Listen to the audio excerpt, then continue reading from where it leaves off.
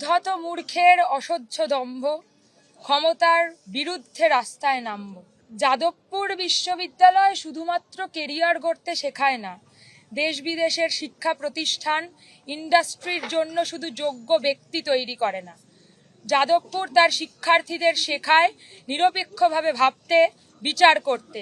তাই এই বিশ্ববিদ্যালয় ঐতিহাসিকভাবেই পুলিশ, আইন, আদালত, গুন্ডাদের নিয়ে পরিবৃত রাষ্ট্রের চোখে চোখ রেখে প্রশ্ন করে গিয়েছে চিরকাল।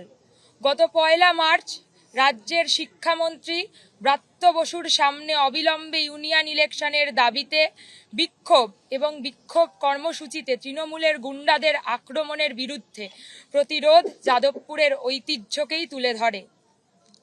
গত 1 মার্চ আমরা দেখেছি ক্যাম্পাসে ইউনিয়ন ইলেকশনের দাবি ও ফান্ডিং সুনিশ্চিত করার দাবিতে এবং পর্যাপ্ত শিক্ষক নিয়োগের দাবিতে শান্তিপূর্ণ বিক্ষোভে তৃণমূলের গুন্ডাদের তাণ্ডব এবং পরবর্তীতে শিক্ষার্থীরা এর প্রতিরোধ করলে শিক্ষার্থীদের ওপর দিয়ে গাড়ি চালিয়ে দেয় ব্রাত্য বসু।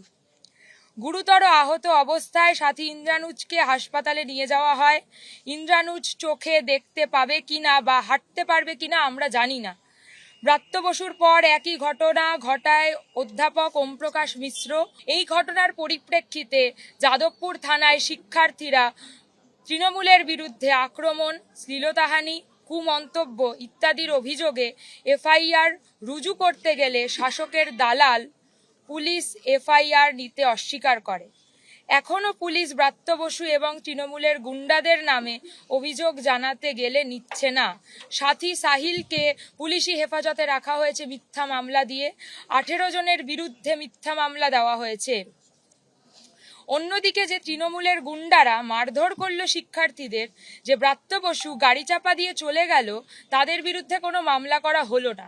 দলদাস পুলিশের এহেন আচরণ আসলে এই বার্তাই দেয় যে ঐক্যবদ্ধ বৃহত্তর আন্দোলন ছাড়া কোনো পদক্ষেপই সুনিশ্চিত করা যাবে না। বিশ্ববিদ্যালয়ের শিক্ষার্থীদের ওপর আক্রমণের প্রতিবাদ করতে গিয়ে রাজ্যের বিভিন্ন জায়গায় বহু শিক্ষার্থী তৃণমূলের আক্রমণের শিকার হয়েছেন।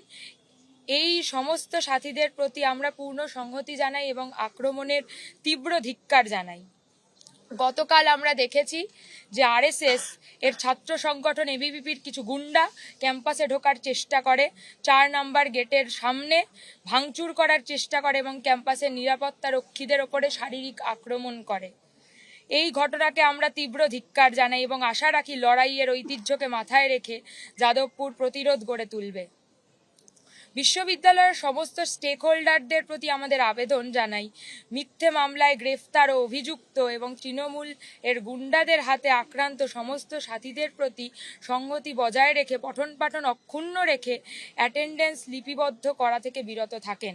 আমাদের দাবিসমূহ: ইউনিয়ন ইলেকশনের দাবিতে আন্দোলনরত সাথী ইন্দ্রানুজ সহ মিথ্যে মামলায় অভিযুক্ত সমস্ত সাথীদের ওপর থেকে মিথ্যা মামলা প্রত্যাহার করতে হবে এবং সাথী সাহিলকে অবিলম্বে নিঃশর্ত মুক্তি দিতে হবে।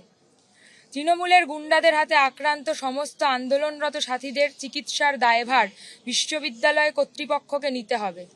বিশ্ববিদ্যালয় কর্তৃপক্ষকে ব্রাত্য বসুর বিরুদ্ধে বিশ্ববিদ্যালয় পরিসরে ছাত্রছাত্রীদের ওপর দিয়ে নির্মমভাবে গাড়ি চালিয়ে দেওয়ার অপরাধে হিট অ্যান্ড রান এবং খুনের চেষ্টা সহ যথোপযুক্ত ধারায় এফআইআর করতে হবে এবং অবিলম্বে ব্রাত্য বসুর গ্রেফতারি সুনিশ্চিত করতে হবে। বিশ্ববিদ্যালয়ের ছাত্রছাত্রীদের ওপর আক্রমণ, শ্লীলতাহানি, কুমন্তব্য করার অপরাধে ওমপ্রকাশ মিশ্র, মনোজিৎ মণ্ডল, সেলিম বক্স মণ্ডল, সঞ্জীব প্রামাণিক, বিনয় সিং, কিশলয় রায় সহ বাকিদের নামে যথোপযুক্ত ধারায় বিশ্ববিদ্যালয় কর্তৃপক্ষকে এফআইআর রুজু করতে হবে এবং তদন্তের আওতায় এনে শাস্তি দিতে হবে। বিশ্ববিদ্যালয় পরিসরে গণতন্ত্র পুনঃপ্রতিষ্ঠার লক্ষ্যে অবিলম্বে ছাত্র সংসদ নির্বাচন এবং আইসিসি পুনর্গঠন করে নির্বাচন সুনিশ্চিত করতে হবে। বিশ্ববিদ্যালয়ে অর্থের সমস্যার অবিলম্বে সমাধান করে দ্রুত পরিকাঠামোগত সমস্যা, পর্যাপ্ত শিক্ষক ও কর্মচারী নিয়োগ সুনিশ্চিত করতে হবে। এই দাবিসমূহের পরিপ্রেক্ষিতে আমরা আজ বিকেল 5টায় ডাক দিচ্ছি প্রেস মিটের এবং সমস্ত সাংবাদিক বন্ধুদের আহ্বান জানাচ্ছি উপস্থিত থাকার জন্য।